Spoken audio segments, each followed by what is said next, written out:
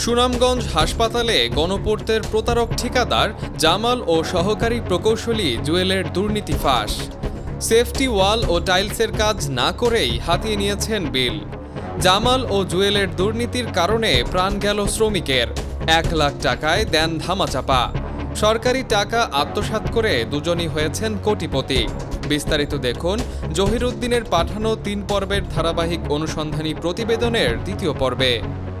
একসময় সাধারণ রাজমিস্ত্রি থেকে প্রভাবশালী ঠিকাদারে পরিণত হওয়া মোহাম্মদ জামাল উদ্দিনের বিরুদ্ধে অগ্রযাত্রা প্রতিদিনের মাল্টিমিডিয়ায় আগের পর্বে টেন্ডার প্রভাব, রাজনৈতিক আশ্রয় ও প্রকল্প দখলের অভিযোগ উঠে আসে। সেই ধারাবাহিকতায় এবার সামনে এসেছে সুনামগঞ্জ মেডিকেল কলেজ হাসপাতালের নির্মাণ প্রকল্পে ভয়াবহ অনিয়ম ও দায়িত্বহীনতার চিত্র, যেখানে জামালের পাশাপাশি সরাসরি উঠে আসছে উপসহকারী প্রকৌশলী জুয়েল মিয়ার নাম।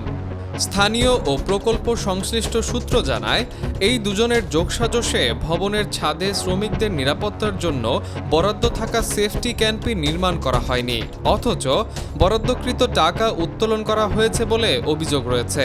নিরাপত্তাহীন অবস্থায় কাজ করতে গিয়ে 3 তলা থেকে পড়ে ক্যান্টিলিভার স্ল্যাবে আঘাত পেয়ে এক শ্রমিকের মৃত্যু হয়।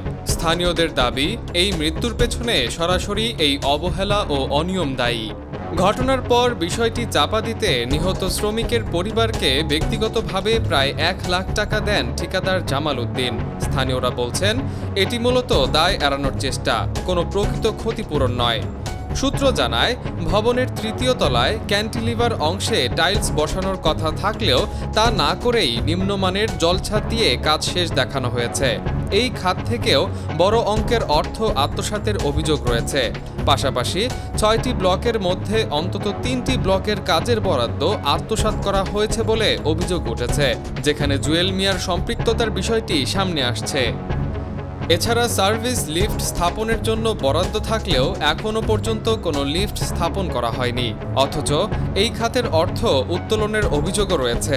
স্থানীয়দের দাবি, জামাল উদ্দিন ও জুয়েল মিয়ার এই যোগসাজশে প্রকল্পে একের পর এক অনিয়ম ও অর্থ লোপাটের ঘটনা ঘটছে, যার সরাসরি প্রভাব পড়ছে নির্মাণের মান ও নিরাপত্তায়। তারা দ্রুত উচ্চ পর্যায়ের তদন্ত করে মোহাম্মদ জামাল উদ্দিন ও উপসহকারী প্রকৌশলী জুয়েল মিয়ার বিরুদ্ধে কঠোর ব্যবস্থা নেওয়ার দাবি জানিয়েছেন।